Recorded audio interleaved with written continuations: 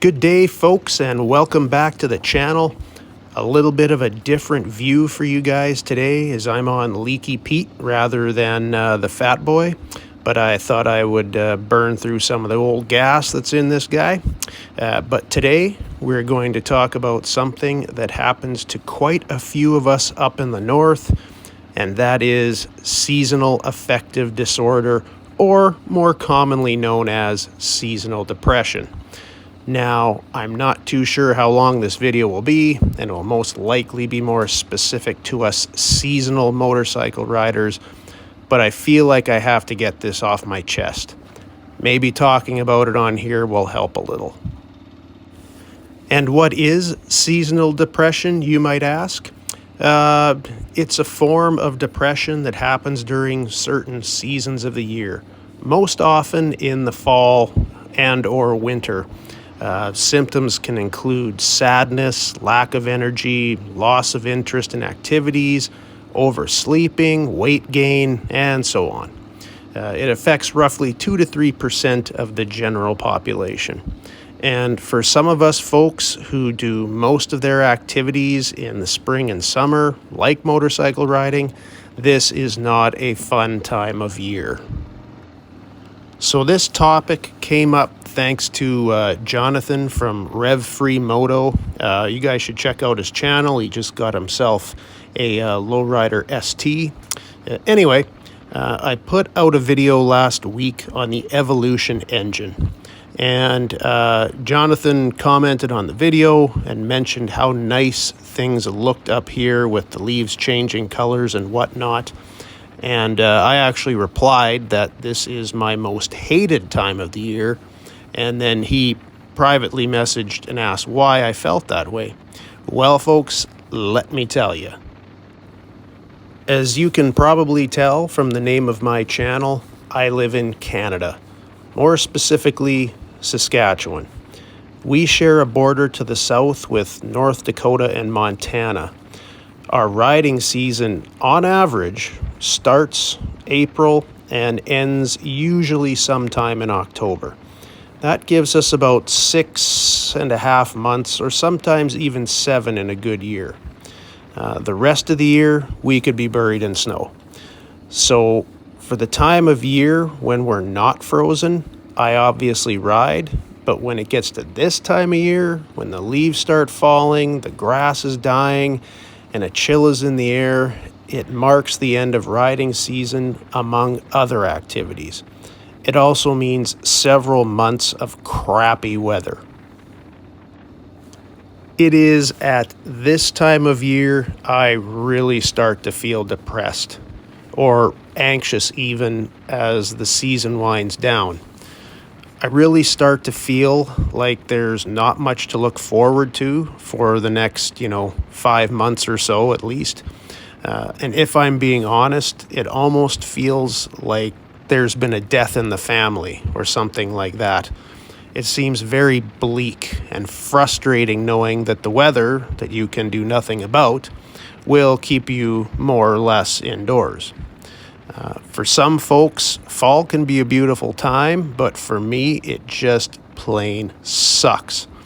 And if you're like me and you use your motorcycle as a form of, quote-unquote wind therapy, you lose that stress release that can come from riding a bike.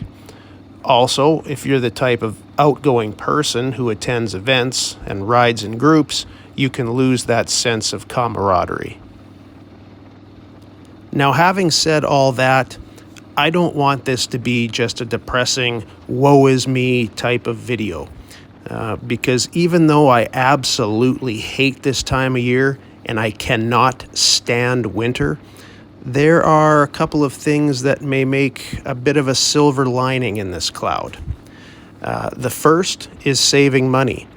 As I'm sure you are all aware, gas is not cheap, especially in Canada where we get the living hell taxed out of us. So not being able to go on rides will save that money that I would have spent on gas, not to mention any services that need to be done.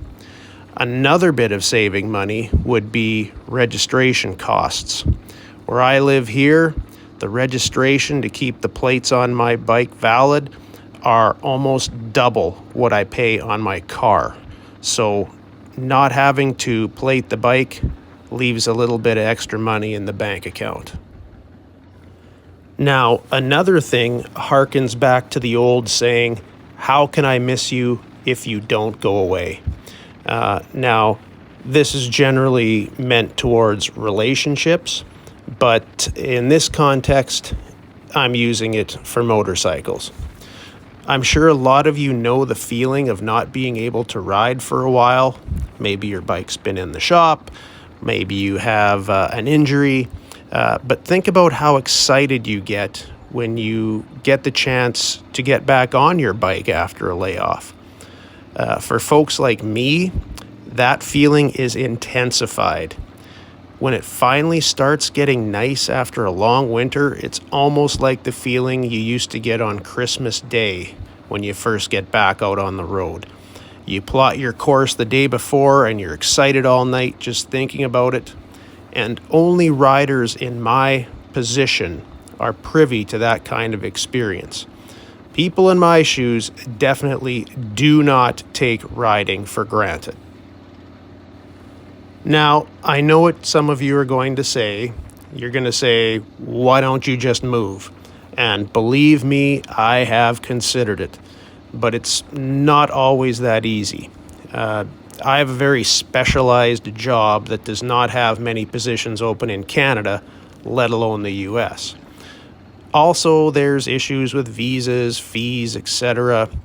But if there are any good-looking American females out there who want to get married so I can get citizenship, let me know. But of course, I'm just kidding. No females watch this channel. I suppose the best thing for riders like me to do is just, try and talk it out and maybe get involved in other activities. And I suppose fall and winter aren't entirely bad. We have the NFL is in full swing, and the NHL will be as well. Love my 49ers and my Edmonton Oilers, by the way, and you folks can leave your hate comments below. But that's going to be it for today, folks. Let me know in the comments what some of you do to get through layoffs and riding. Any idea would be helpful. But you guys have a good rest of your week, and I will catch you in the next one.